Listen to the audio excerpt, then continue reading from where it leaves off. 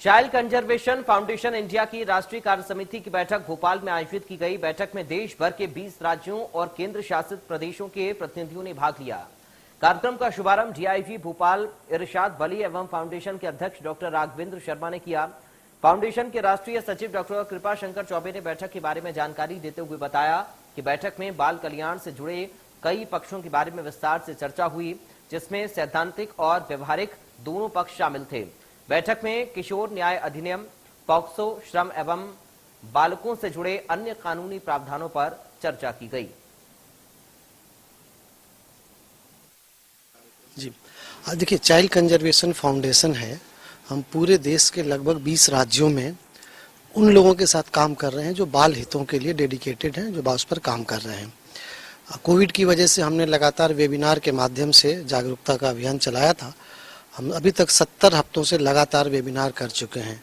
अब चूंकि ईश्वर की कृपा से कोविड प्रोटोकॉल में थोड़ा ढील हुई है, तो ये हमारा पहला प्रत्यक्ष कार्यक्रम था। जो हमारी नेशनल काउंसिल की मीटिंग है वो आज हुई है। विभिन्न राज्यों के लोग यहाँ उपस्थित हुए हैं और बाल हितों के बारे में चर्चा की जा रही है। उनके साथ डिटेल में डिस्कशन हो रहा है कि हम किस प्रकार से इस समाज को बच्चों के लिए और बेहतर।